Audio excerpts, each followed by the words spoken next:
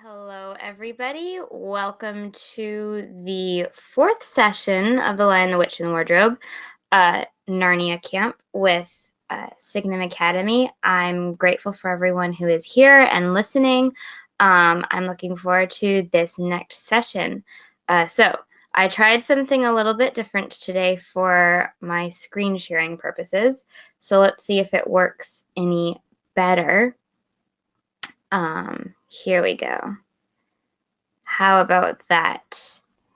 All right, so today we will be looking at the idea of friends and foes in these few chapters. We talked a little bit last time about trying to figure out what is real and what isn't real regarding Narnia, and how each of the four children and the professor are responding to the question of, is Narnia real?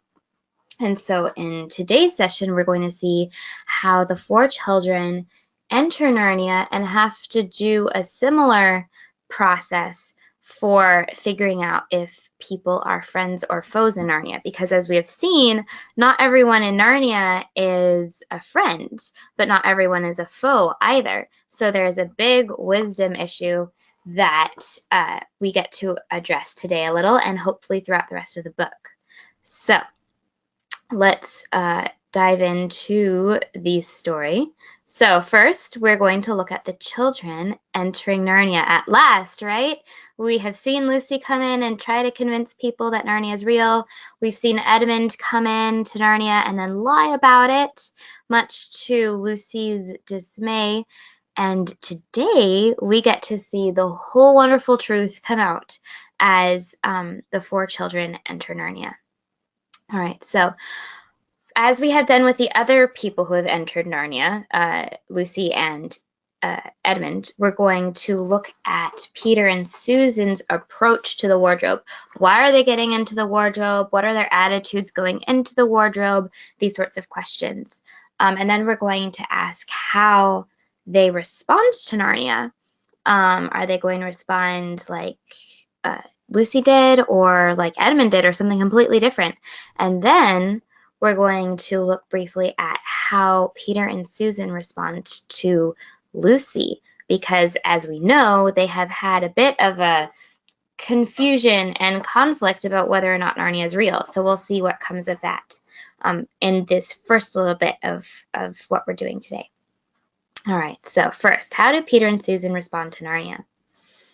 All right, so we'll look at their approach to the wardrobe. As this is taking a text from last session's chapter 5, but it's worth it because we're going to see how they got into the wardrobe again. Okay, so after that, whether it was that they lost their heads, or that Mrs. Macready was trying to catch them, or that some magic in the house had come to life and was chasing them into Narnia, they seemed to find themselves being followed everywhere, until at last Susan said, "Oh, bother those trippers! Here, let's get into the wardrobe room till they've passed. No one will follow us in there." But the moment they were inside, they heard voices in the passage, and then someone fumbling at the door, and then they saw the handle turning. "Quick," said Peter, "there's nowhere else," and flung open the wardrobe. All four of them bundled inside it and sat there, panting in the dark. Peter held the door closed, but did not shut it, for of course he remembered, as every sensible person does, that you should never shut yourself up in a wardrobe. All right, so there are two things that I want to highlight from this passage before we get into chapter 6, and that is first, how Susan and Peter are willing to go near the wardrobe, even though it seems to have been the cause of a lot of conflict. They're willing to go into the wardrobe or near the wardrobe if it's going to help out their siblings and keep them away from Mrs. Macready, who needs the house to herself to show the tourists around. So they're trying to achieve something that is good, and they're willing to get past their problems with the wardrobe in order to achieve that good thing, right?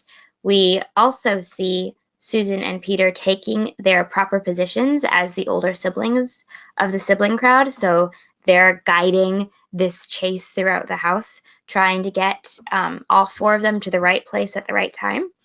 And we see both of them in those more leadership positions choosing to go towards the wardrobe. They're a little reluctant about it. They're a little, they don't necessarily want the wardrobe as their first choice because it has been such a problem for them. But they're willing to see past that in order to get the job that is required done. So that's the first thing. And then the second thing is how they are doing this sensibly. They're approaching the wardrobe with their heads straight on their shoulders and thinking about what they're doing. Because as we saw last time, Peter, like Lucy, remembers to keep the door open so that he can still see the light. So still seeing the light is an important thing for both Peter and Lucy, and they both are sensible people. So they're approaching the wardrobe with a certain amount of logic and confidence because they're still thinking through the situation well.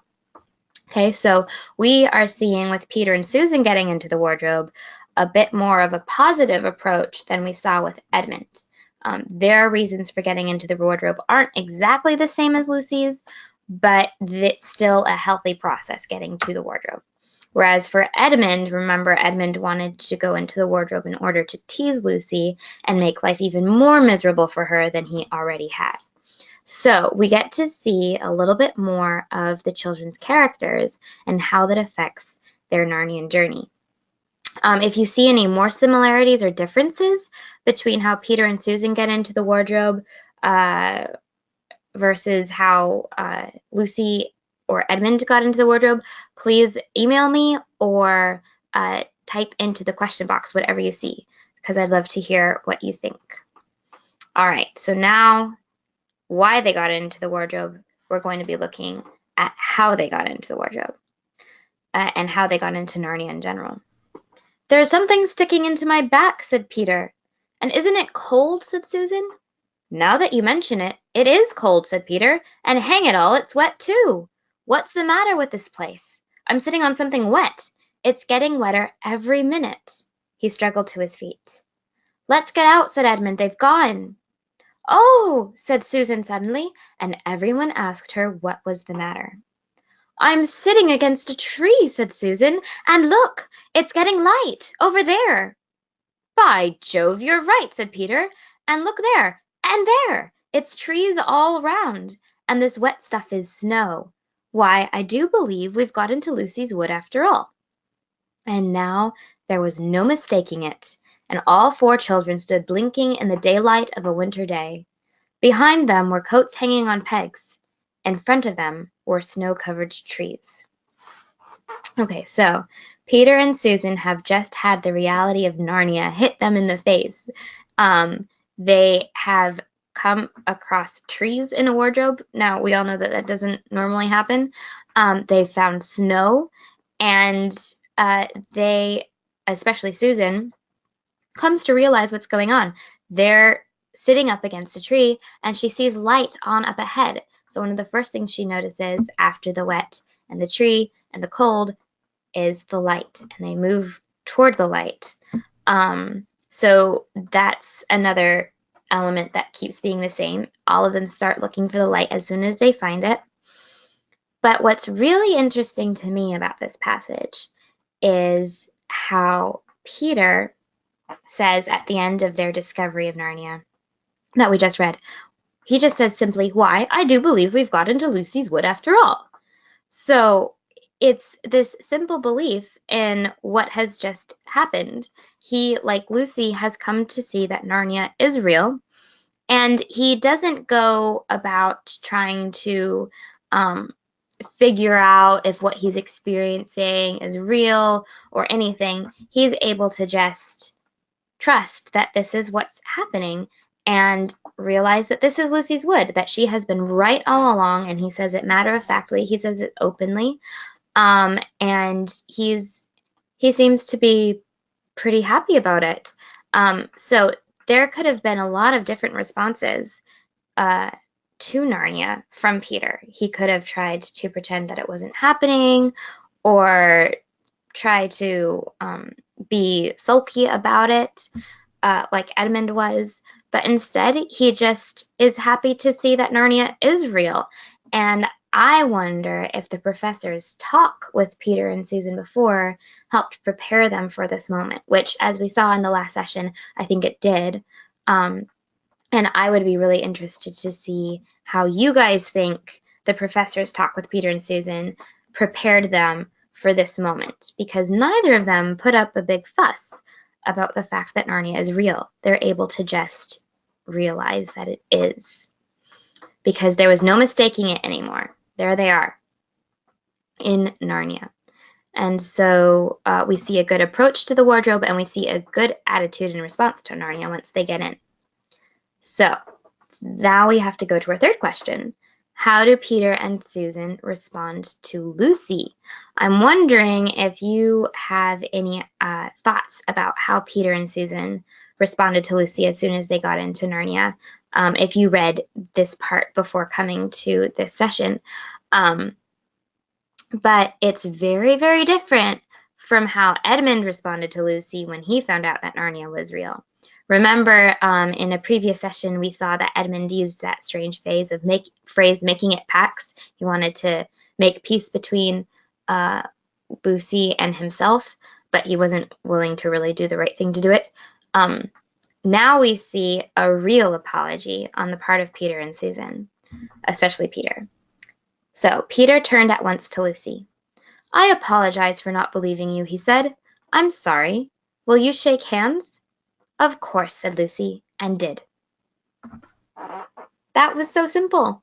Peter, from the heart, apologized to Lucy for not believing her when she had been proven so trustworthy before. And what did Lucy do? She frankly forgave him. They shook hands on it, and that was that. If you've ever had a conflict with a sibling or a friend before, you probably know how long fights like these can be drawn out.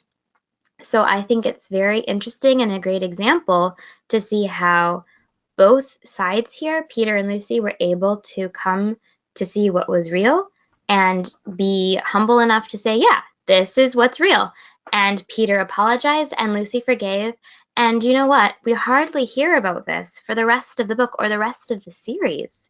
Peter and Lucy are able to reconcile and become friends. And that's what coming to the truth together in a humble way, that's what it does. It makes true forgiveness happen, true reconciliation, and it lets people who were once disagreeing or in conflict become friends again.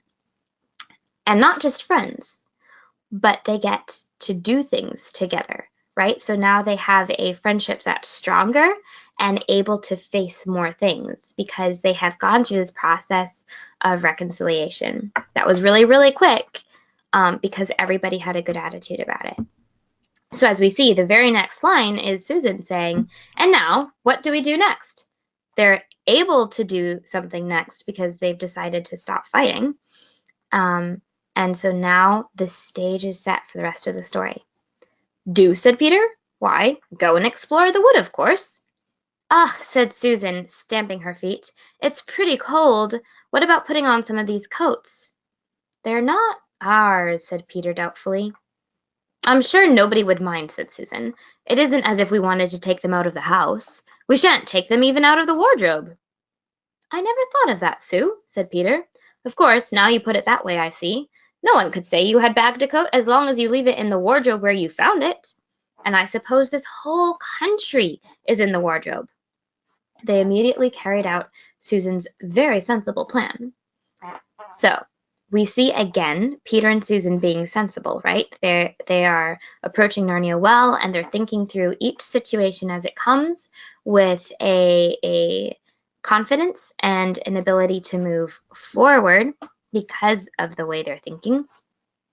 And they see a need. They see that they need to be kept warm. So Susan has the very practical suggestion of putting on the coats that they see. So she is already showing herself to be a resourceful person, a practical and resourceful person. These are some of her strengths. But remember, Peter has been willing to stand up for the right thing before in this story, and he is doing the same thing again, even when it doesn't create an outcome that he wants. Like Peter wants to put on the coat to be warm, right? That's what we would all want to do. But he wants to be true and good first. So he thinks, you know what, they're not ours. We shouldn't steal. And that's a really good thought. But as they think about it, they realize that this whole world is in the wardrobe. So this is a really neat example of C.S. Lewis working his world building. He's creating this whole world of Narnia for us through the character development of Peter, Susan, Edmund, and Lucy. So because of Peter wanting to do the right thing, and Susan wanting to take care of her siblings, we're able to understand a little bit more about Narnia, that all of Narnia, this whole country, is in the wardrobe. So they end up realizing that it's okay to take the coats, and that they do. Okay, so the next slide. So we've seen some very good things about Peter and Susan and Lucy so far, but we still have to deal with Edmund, who as of yet has not proven to be a very nice character. All right, so I wonder what you think about Edmund in light of how Peter, Susan, and Lucy are behaving. What do you think are some of the differences you are noticing in Edmund's behavior when he comes to Narnia with the crowd? We have to skip a lot of what is in the chapter about Edmund, so you are free to email me or leave questions about passages we can't talk about in class or in this session. But I'm trying to focus on one thing about Edmund that we can get out. So, I say, began Edmund presently, oughtn't we to be bearing a bit more to the left, that is, if we are aiming for the lamppost? He had forgotten for the moment that he must pretend never to have been in the wood before. The moment the words were out of his mouth, he realized that he had given himself away. Everyone stopped. Everyone stared at him. Peter whistled. So you really were here, he said. That time Lou said she'd met you in here, and you made out she was telling lies. There was a dead silence. Well, of all the poisonous little beasts, said Peter, and shrugged his shoulders and said no more. There seemed, indeed, no more to say, and presently the four resumed their journey.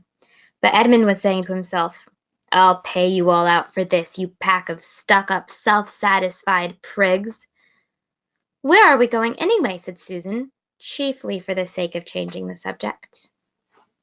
All right, so now we have another conflict. We've just seen Peter and Lucy's issue resolved so beautifully. We wish the same could happen here, right? But it doesn't, because Edmund and Peter are still needing to grow in their characters in order to relate to each other well. Edmund, as we've seen, is continuing to be a liar. In this passage, it all crumbles to the ground, though, because he makes a mistake. And C.S. Lewis has this happen a number of times in his works, that people are caught in their own lies. You can't sustain a lie. It's always, always better to stick to the truth. So we have seen how characters who do stick to the truth, even at great cost, come out okay, like we've already seen with Lucy and the professor and Peter and Susan. And then we see characters who don't care about the truth and just want their own way, who currently that character is Edmund, and it doesn't work. He's caught in his own lie. So there is one point about Edmund, but we also need to look at Peter, right? Because Edmund isn't the only one who grows in this story. Peter does too. Peter, if you remember, dealt with Lucy very well. He was able to humbly apologize to her once he saw that Narnia was real. And he has also been really good at protecting Lucy from Edmund's bullying. So those are good things that we see in Peter. But even in a good character, there are still some flaws because we need to see the characters grow.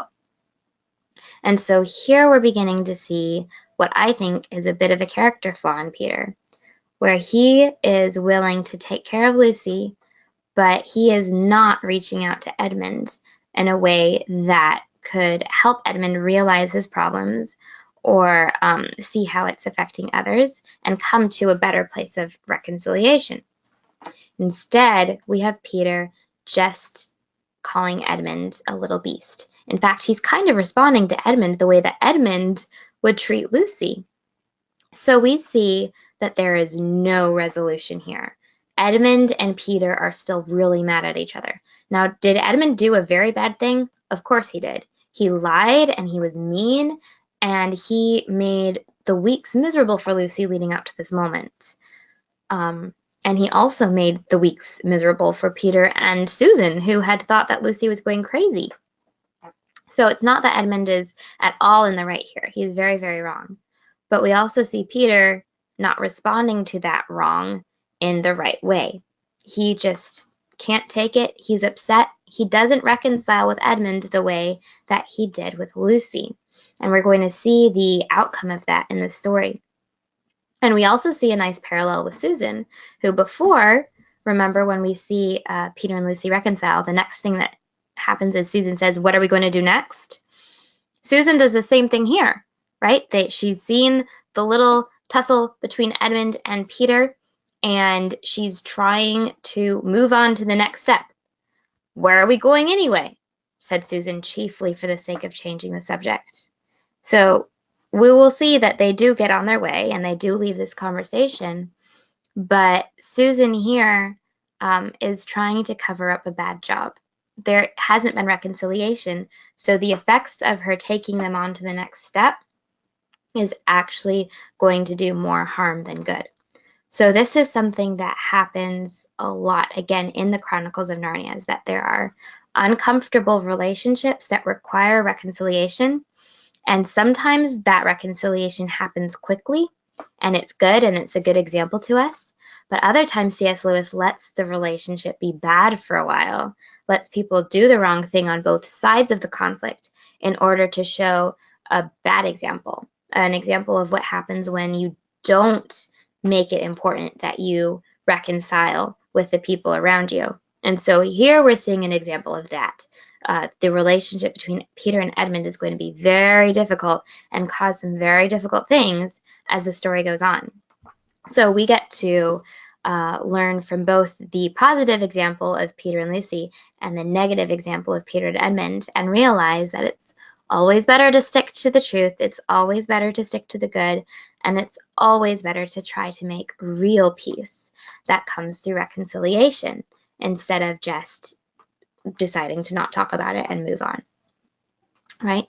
So now that we have some of the characters going, we've seen how Peter and Susan respond to Narnia.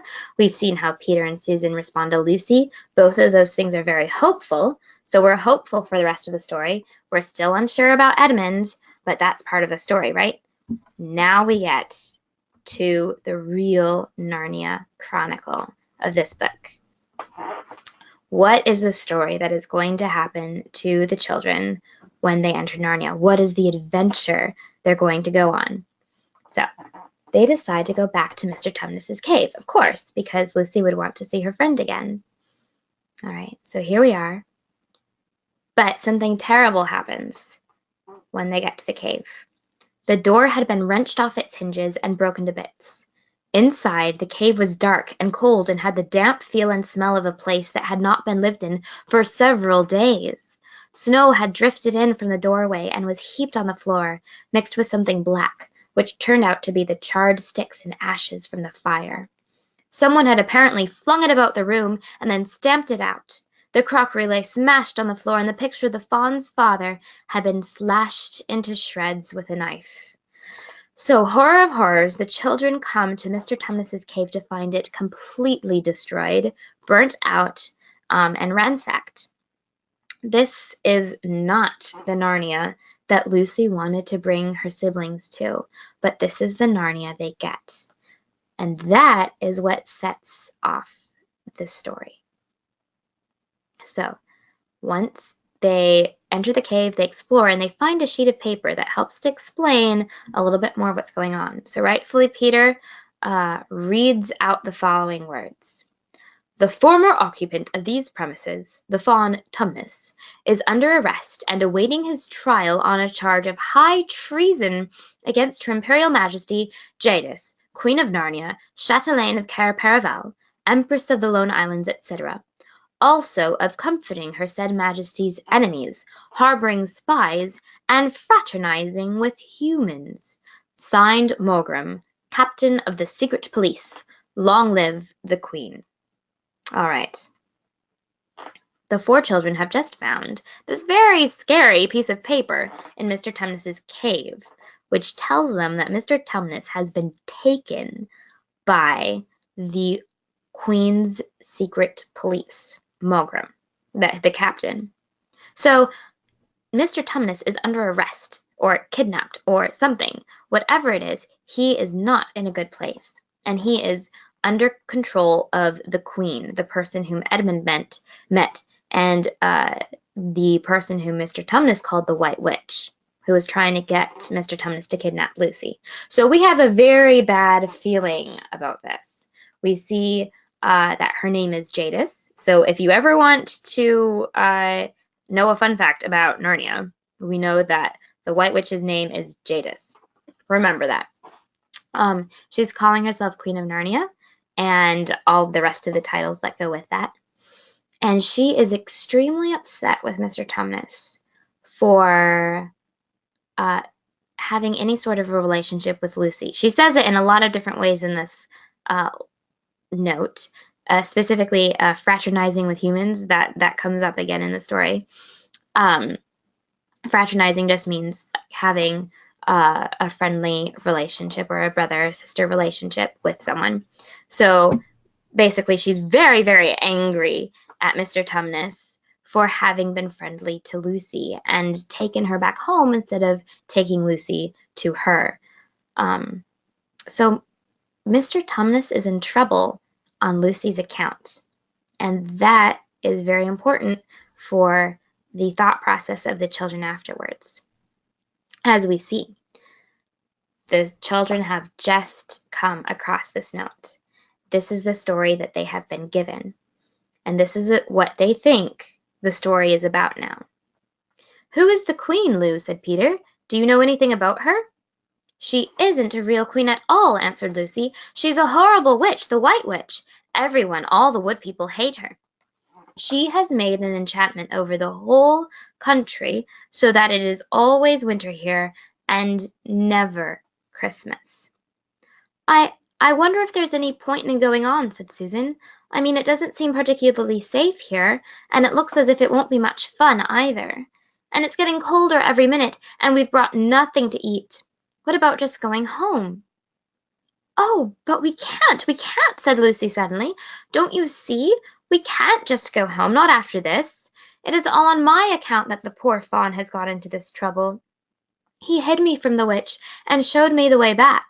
That's what it means by comforting the Queen's enemies and fraternizing with humans. We simply must try to rescue him. All right, so we see all of them responding to a difficult situation. Peter wants to know more facts, which Lucy knows. One quick thing. Why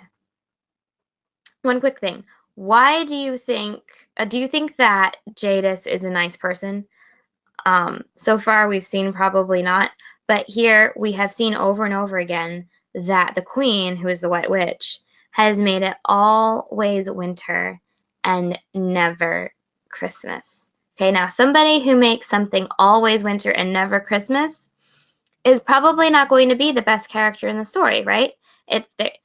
Jadis, this person, is taking away the joy of a season while making the suffering of the season go on and on and on just to keep her control. And that isn't what a good person does. So that's a really good clue, I think, for us to realize, yeah, this Jadis Queen person, she's no good. She's the White Witch. We believe Lucy. Lucy has a good instinct about this. Mr. Tumnus is right. This is the White Witch. Okay, we're having a question from Bella. Why is Jada still alive? Ah, that is a very, very good question, which is answered in some of the other stories. So go ahead and read them, but I will give one big hint that, like I was just saying, she's a white witch. So she is involved in the deep magic of Narnia, and that might have something to do with where her life is and why she's still living. And that's going to come up in The Magician's Nephew, in this story later on, in Prince Caspian. So we learn quite a bit about Jadis. And as we will see in the story, there's a really good reason that she's still alive. Even though she's horrible, we're actually glad she's still alive, because even the dark parts of the story are necessary to see the amazing things that happen. All right. So, good question, Bella. Keep reading. You probably know a lot of the answer already, but we'll see what happens, eh? So, we see Peter trying to explain, get more facts about the situation. We see Lucy having a pretty clear idea of what is right and wrong, which is something that we see in her over and over again in a very sweet, kind, humble way, but she really has a clear idea of what is right and wrong. And then we see Susan, who, again, remember, some of her gifts are being practical and resourceful and thoughtful. She's doing that here, but now right now she's doing that out of fear. She's thinking, this doesn't look like a good situation. Maybe the best protecting thing is to go back home. All right. But then Lucy comes with her clear idea of what they need to do, what is right to do, what is the good, true thing to do. And it's that we have to rescue the fawn, of course, because he's in trouble because of me, right? So they all come to agree with this sort of reasoning. Lucy has the good, trustworthy heart that we've seen proven over and over again, and this time the siblings decide to listen to her. And if that hadn't happened, everything else that is going to happen in the story would never have come about. All of Narnia, as we get from The Lion, the Witch, and the Wardrobe, wouldn't have happened. So let that be a good example to us of how in the moment decisions, little decisions about what is right and wrong, can affect a whole beautiful story for very, very good or for very, very bad. And every time we see Lucy come to a point, we see her tending to make a decision that will lead to very, very good and beautiful things, because she is acting on what she believes is right, no matter what. Okay, so we've come to some of the scary, sad things about Narnia. The White Witch has just kidnapped Mr. Tumnus. But now we're going to come to some strange things about Narnia again, some strange things that could be very bad or very wonderful. Now, first off is the robin. We begin to meet animals in Narnia for the first time. We met Mr. Tumnus, and he was half animal, he was half goat, right? But now we're meeting a robin. So let's see how our robin works into the story. They were all still wondering what to do next when Lucy said, "Look, there's a robin with such a red breast. It's the first bird I've seen here. I say, I wonder, can birds talk in Narnia? It almost looks as if it wanted to say something to us." Then she turned to the robin and said, "Please, can you tell us where Tumnus the fawn has been taken to?" As she said this, she took a step toward the bird. It at once flew away, but only as far as to the next tree. There it perched and looked at them very hard, as if it understood all they had been saying. Almost without noticing that they had done so, the four children went a step or two nearer to it. At this the robin flew away again to the next tree, and once more looked at them very hard. You couldn't have found a robin with a redder chest or a brighter eye. "Do you know," said Lucy, "I really believe he means us to follow him." "I've an idea he does," said Susan. "What do you think, Peter?" "Well, we might as well try it," answered Peter. The robin appeared to understand the matter thoroughly. It kept going from tree to tree, always a few yards ahead of them, but always so near that they could easily follow it. All right, so we have a robin who is seeming to call the children on. We have seen the children wanting to do the right thing, agreeing to do the right thing, but not sure what to do. And suddenly a robin appears. Now I'm going to step away from Narnia a little bit and think about birds in general and some of the stories that Lewis is working from, some of the old Northern stories. In a lot of them, and in The Hobbit too, birds play a pretty big role in helping characters know what to do right when they need to do it. So we see Lewis using that picture here with the robin, and the robin is leading them through the woods. But they had already decided that they were going to do the right thing, and now the bird is just guiding them. But it's Narnia, and Narnia is strange, and Narnia is new, and we don't know what to trust about Narnia. So here we go. What do we think about the robin? Can Peter, Susan, Edmund, and Lucy trust the robin? I would love to hear what you think about that and why you think what you do. What would make you think that the robin is trustworthy or not at this point? We've only just met the robin, but I wonder if you think there are any things in the story that give you hints about whether or not to trust the robin. So let's read. What is it? Asked Peter. Hush! Not so loud, said Edmund. There's no good frightening the girls. But have you realized what we're doing? What? Said Peter, lowering his voice to a whisper. We're following a guide we know nothing about. How do we know which side that bird is on? Why shouldn't it be leading us into a trap? That's a nasty idea. Still, a robin, you know. They're good birds in all the stories I've ever read. I'm sure a robin wouldn't be on the wrong side. All right, so here we see the real question come up. Can we trust this robin? Is this good? Is this bad? Is this a friend or is this a foe? These are questions that have been asked throughout the story in one way or another, and it keeps coming to a deeper conclusion. Are we going to trust this person? Are we going to trust that person? Is this decision right? Is this decision wrong? So there seems to be a lot of emphasis on Lewis's part on doing the right thing and knowing how to do the right thing and why. So there's a little bit of an uncomfortableness here where Peter, maybe it is uncomfortable for some of us, Peter is willing to just know that the robin is right. And it's hard to explain, right? Peter says it's because he's read a lot of stories. And we see Lewis putting this into Narnia a lot, that it's really important to know your history, to know your stories in order to have a better idea of what is right and wrong. And it seems like Peter has been reading just the right sorts of stories.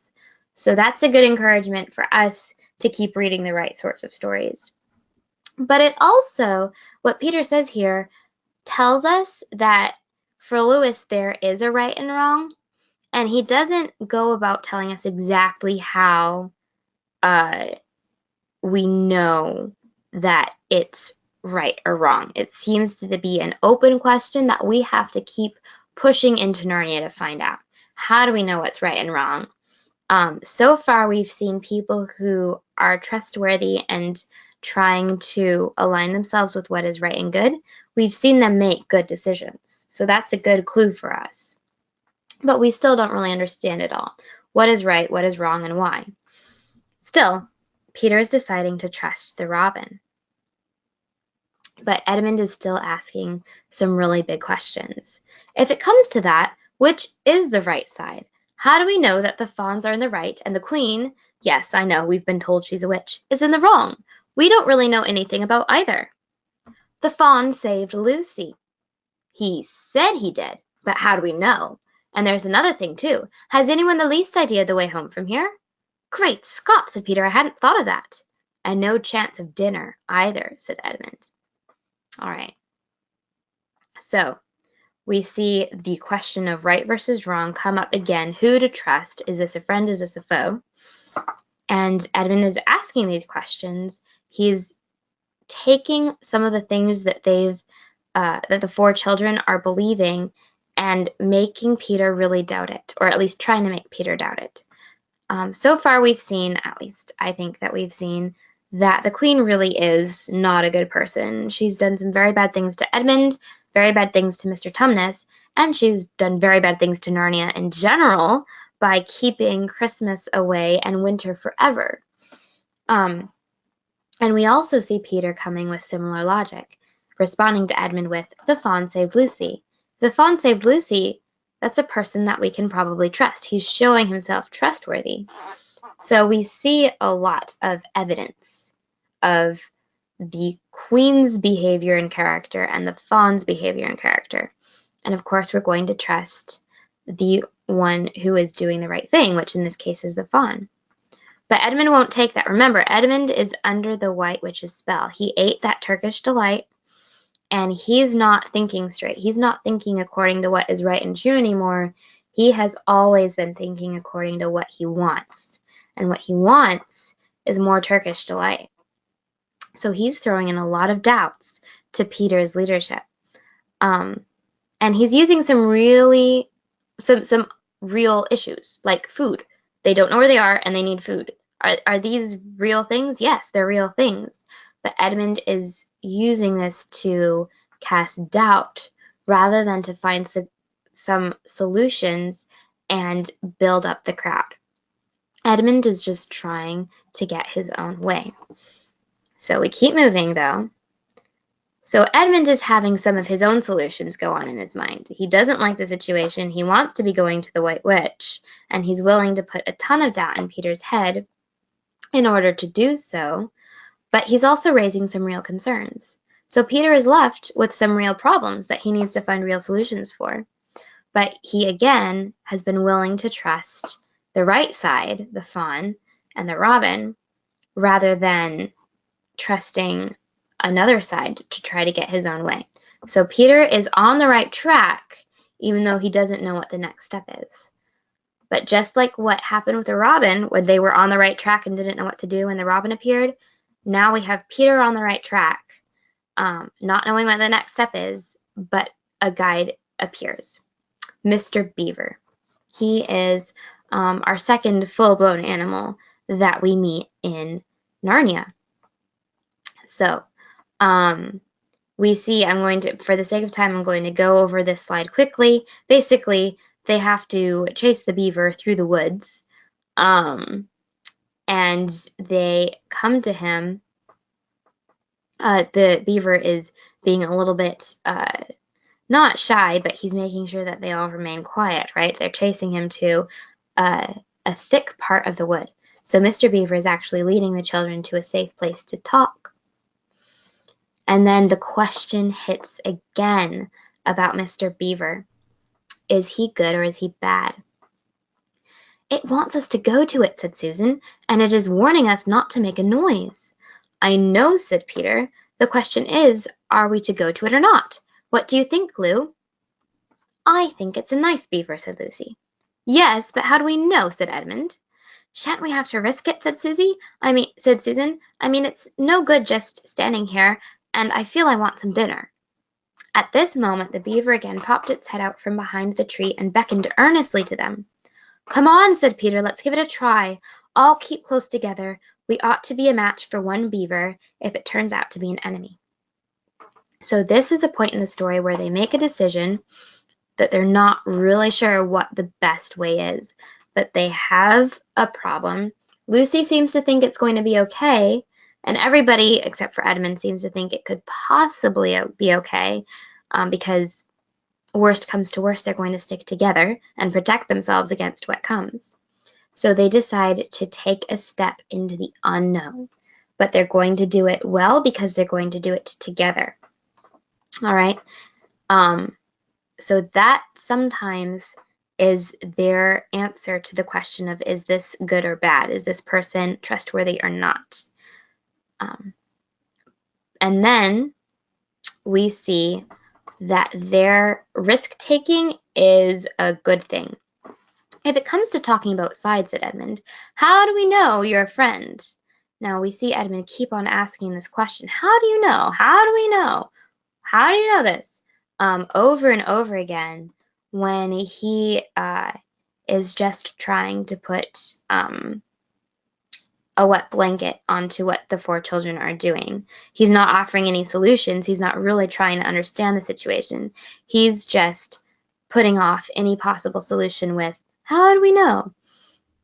Okay, so Peter, though, we have seen him wanting to understand the situation, so he asks helpful questions.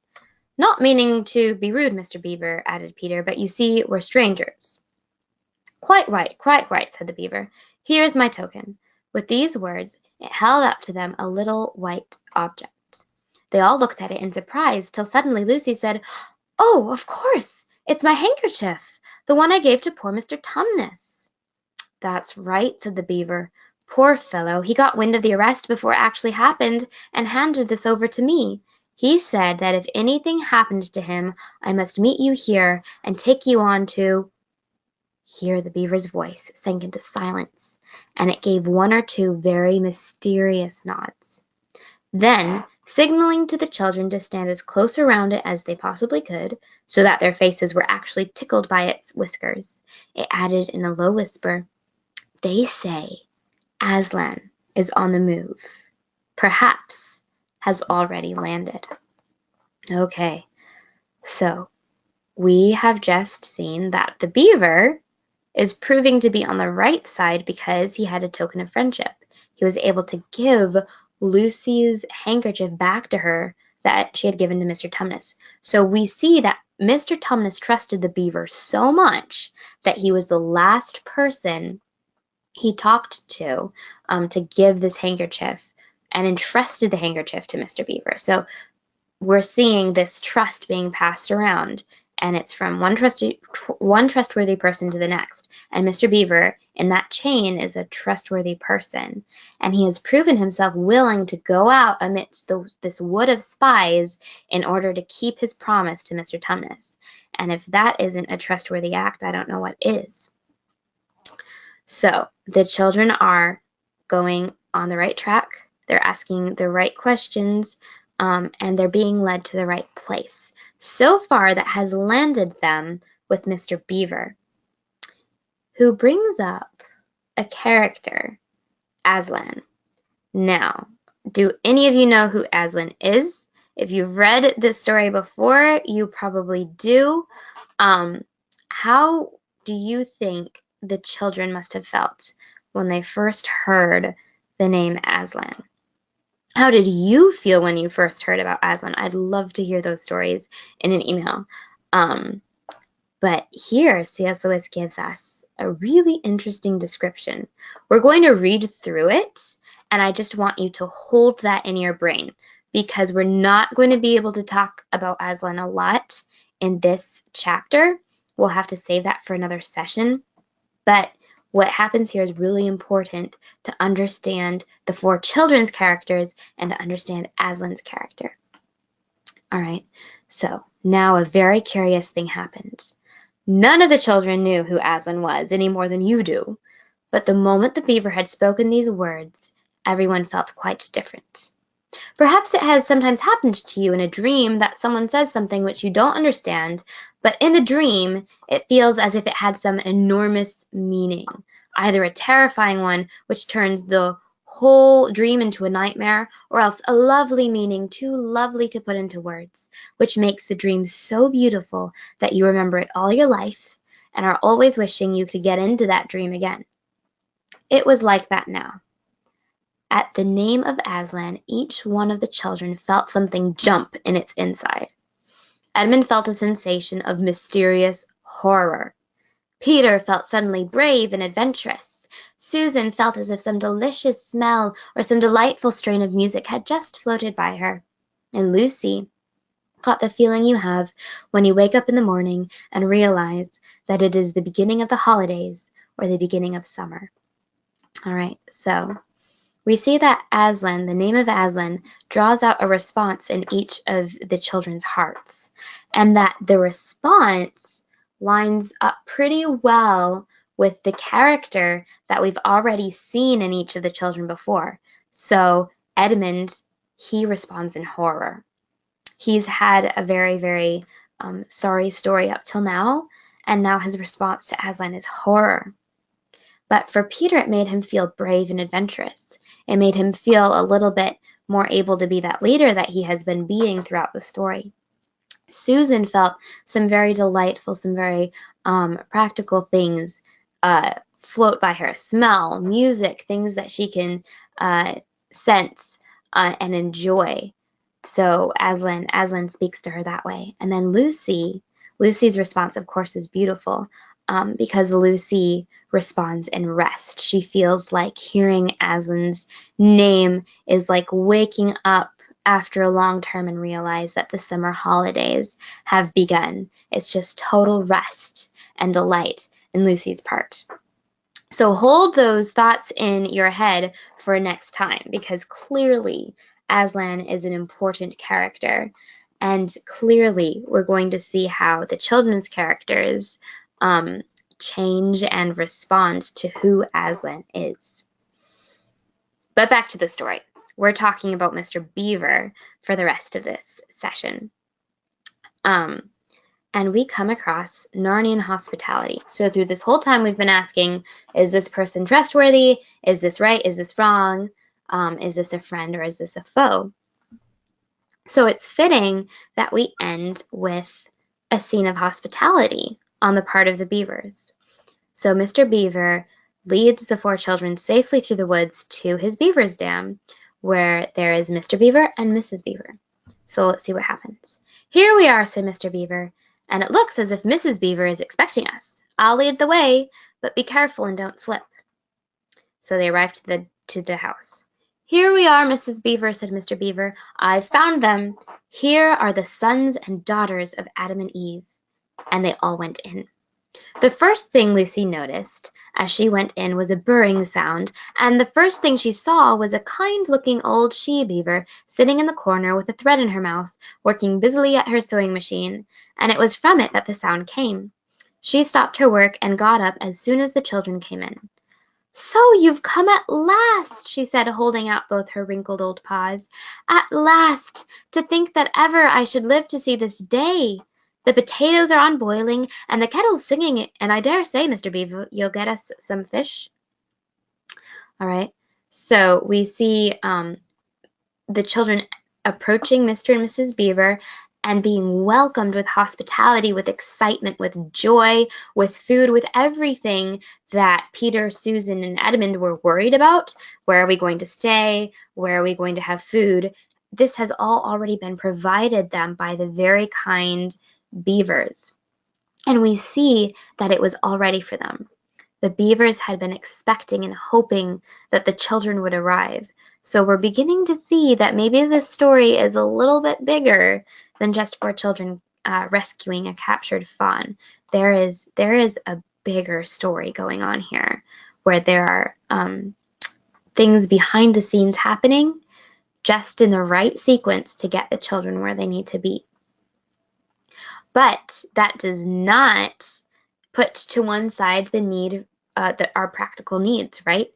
Peter, Susan, Edmund, and Lucy needed food, and part of this big picture that we're beginning to see is Mr. and Mrs. Beaver providing simple food for the children to make them feel more at home.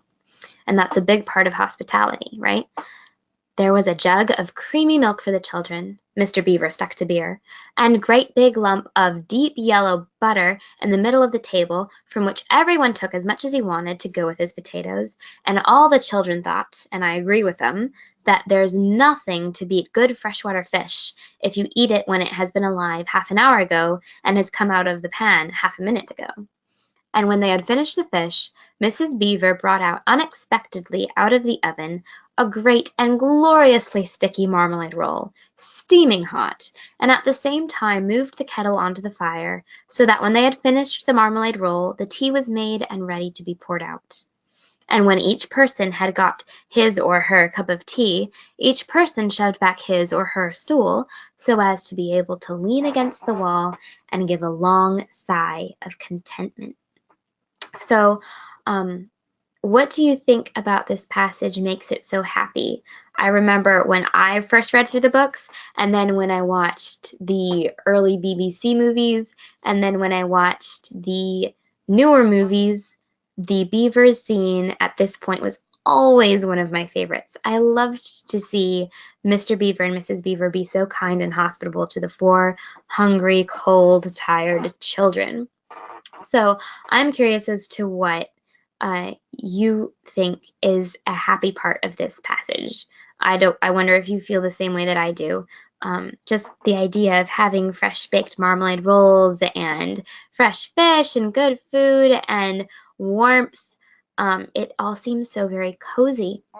So we see that in the middle of a big story, there are people who are part of the big story and who know about the big story, but they're still willing and happy to share contentment and joy and good cheer with these travelers who are wet, cold, tired, hungry. And that's a big part of what Narnia is. It's welcoming, it's open, it's honest, and it's generous. So this is our first glance in all of Narnia, well, apart from Mr. Tumnus's cave, at Narnian hospitality. So that gives us a good picture of the character of Narnia itself. And if you've read any of the other stories, I bet you that you can be thinking of some other instances in the Chronicles of Narnia where this sort of hospitality is shown and where Narnians show these sorts of characteristics. Okay, but here is our question. Are the children right to trust the beavers? Why or why not? We have seen the beavers be kind. We have seen them be sacrificial. They've been generous with what they have, but Mr. Beaver also risked himself to keep his promise to Mr. Tumnus. So we've seen them be trustworthy too. So far, those are all character traits that are really good, that in the book have already been seen as very good. So if you think of the good and the bad, these characters are really lining up with some very good character traits. And it's this truth and this goodness that we keep seeing being trustworthy. If we're going with the professor's logic, right? Lucy's character was honest and true, so it made sense to maybe believe in Narnia. The beaver's character has been shown to be trustworthy, good, and true, so it's making sense to trust them. That's the way that the children are ending up thinking in the story, but I'd love to hear if you think that makes any sense, if you have anything to add to that, or a different opinion altogether. I'd love to hear from you, whether in the question box before our time runs out, which we're almost there, so better in an email.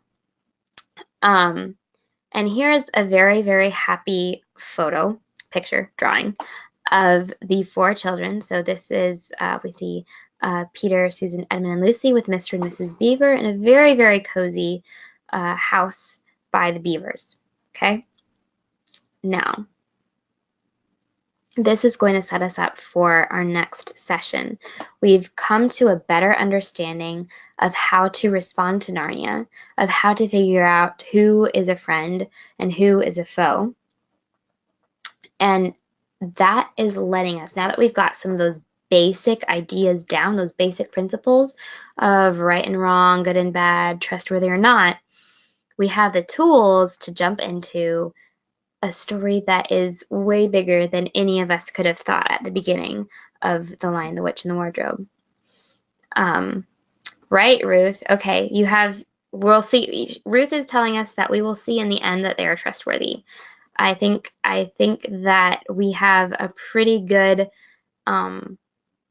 push in that direction, so I'm eager to see how that plays out. I think you're right, Ruth. All right, so now we're going to get ready for the story. And now, said Mr. Beaver, pushing away his empty beer mug and pulling his cup of tea toward him, if you'll just wait till I've got my pipe lit up and going nicely, why, now we can get to business. It's snowing again, he added, cocking his eye at the window. That's all the better, because it means we shan't have any visitors, and if anyone should have been trying to follow you, why, he won't find any tracks. So the snow has actually come to help make the children safe, and we're ready to hear a really important story from Mr. Beaver. But that's only coming next session, so let's see what this big story we've all been leading up to is. In the meantime, till our next session, if you have any questions, again, please email them to us at academy@signumu.org. If you want to know anything more about Signum itself, check out our university's website at signumuniversity.org, and you'll find info about other camps too, about Signum Academy, about our MA program, everything we do. And then finally, we want to know more about your camps. So if you're listening in as one learner or you're leading a camp full of learners, I'd love to know about that. We'd love to know some of your ideas for running the camp, what you're doing on your end. We especially want to know the number of people who are tuning in or joining us asynchronously through your camps. So just email us at academy@signumu.org because we'd love to hear from you. All right, that leaves us for the next session, session 5, in which the battle begins, and we will learn more about Edmund and everything. So I'm looking forward to seeing you there. Thanks for tuning in, and take care until next time. Bye.